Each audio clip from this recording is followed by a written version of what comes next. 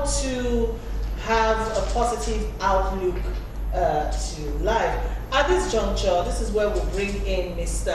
Somi Uranta. Like I said from the intro, he has a very inspiring story that he wants to share with us, and for us not to lose hope.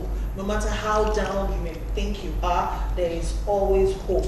Anyways, let me just give you a quick intro. Let me allow you to tell your story by yourself quickly, but let's make it as short as possible. Go ahead. Thank you very much. You know, optimistic outlook with Somi Uranta is life. You know, we are bombarded with so many situations around us. But the only way to look is to look out for the sunny side of life. Besides, if you look at life, no matter how terrible the situation might be, there is always something good, something you can take away from whatever situation.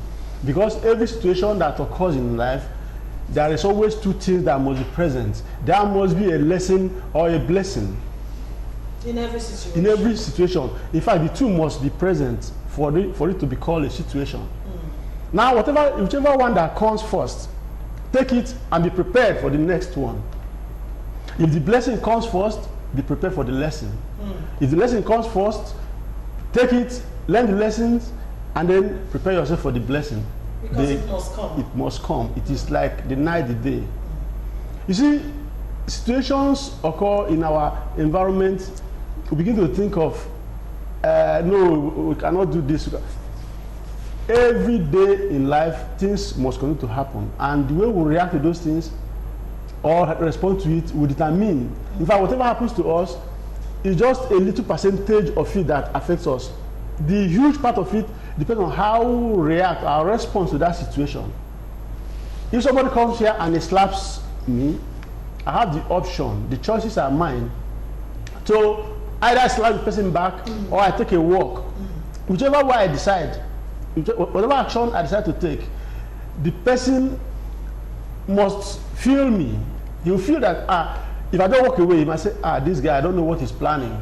In fact, it's even better when I don't react the way you expect it, because the natural thing is to slap back. You know, you give it to me, I give it back to you. You expect a reaction. But if I take a walk, this guy will become more scared of me because he does not know what I will do, my next action.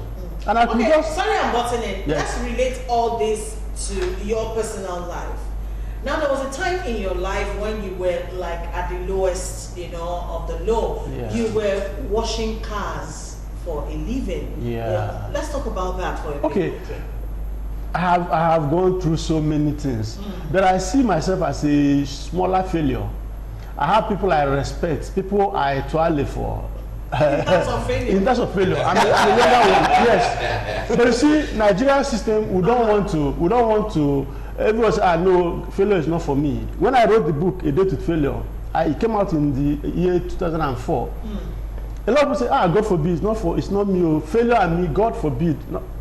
But they are failing every day. We are failing. Nigeria as a country, we are failing every day. The earlier we understand that this is a reality of life, the better for us, because a man that has not known how to fail, he will never know how to succeed, because everything comes with an experience.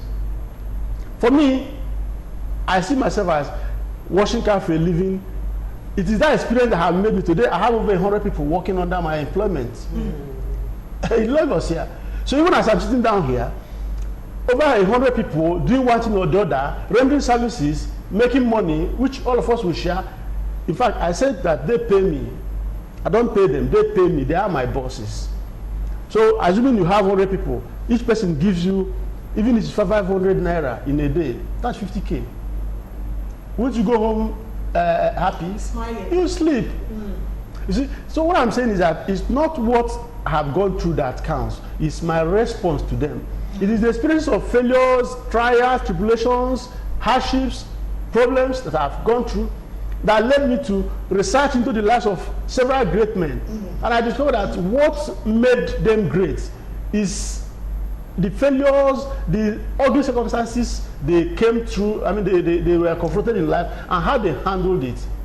So, all right, Mr. Uranta, yes. I know a lot of young people who are listening at this point might be confused. Okay. Because what you are taught in school is quite different from what you are telling us now. In school, you are taught to do whatever you can do to avoid failure.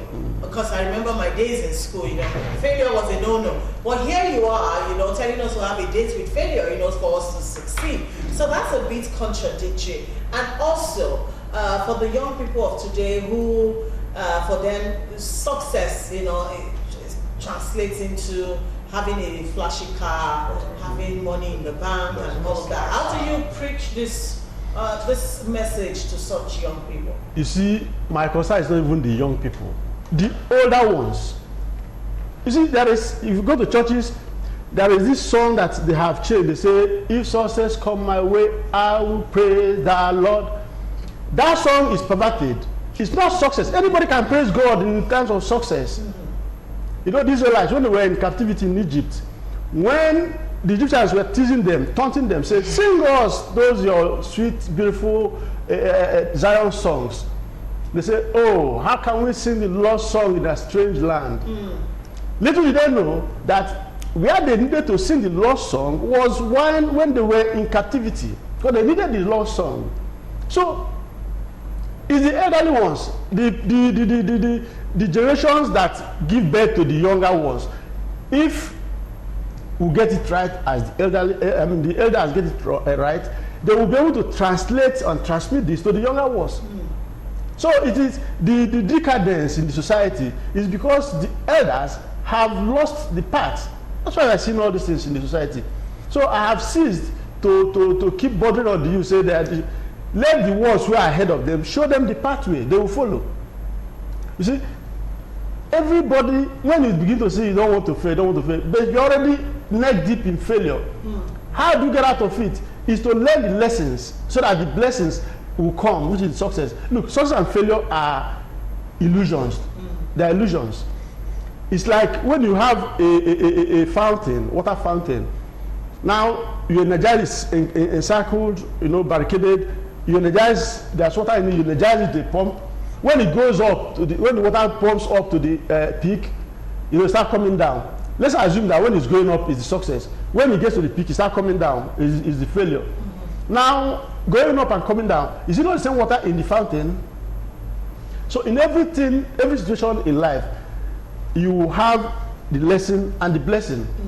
So anyone you take, anyone that comes your way, is for you to learn the lesson so that it prepares you for what is coming. Because the person, the idea, the man that brought us to this earth, that mind is so great, so intelligent, that he sees the end even before the beginning. So the lessons we pass through in life are there, or they came to us because he knows where we will go tomorrow, the things that we'll be confronted with tomorrow. So he prepares us. You have to learn those lessons. Yes. So if you jump it, it's like jumping from primary 1 to primary 6. You lose so much. So everything adds up to it. Everything adds up to it. You see, let me give you one small scenario. Okay. A man, a beggar, walked into a village, and he begged, it was begging for food, and nobody gave him anything to eat. In the night, he said, okay, let me just stay by your veranda. They said, no. They sent me away, saying in our village, in our community, we don't allow people who don't know to stay. And the guy found his way into the bush. And then the last strike of match he had, he just lit up his candle, and he was lying down by the tree. One crazy breeze came and blew up the candle. So he had to sleep in darkness. Only for him to wake up in the morning, he went into the village, and he realized that the whole village had been ransacked the previous night. Killed and maimed virtually everybody in the village, from the neighboring village, all this intertribal war. Now, it now dawned on the guy, said, look, he was crying that they sent me out of the village the previous night, that nobody gave him something to eat. In fact, even when he got into the bush, the candle went out, and he could not replace it. If the candle was on, they would have traced him to. So God prepares us. Everything we need is encapsulated in man. Man, they say, is a microcosm of the macrocosm, a small universe that carries the entire world in him. And that brings us to the human mind. Wow.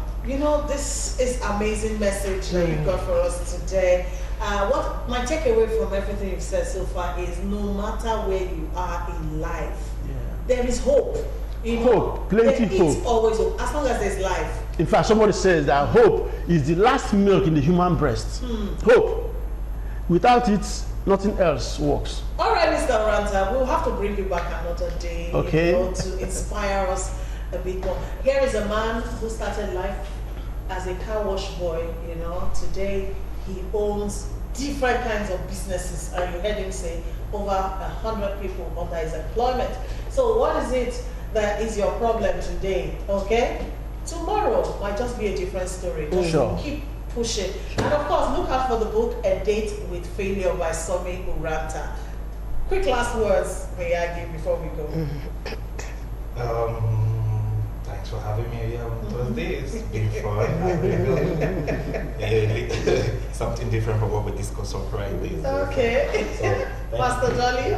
Well, I just want to appeal to everyone to stay safe.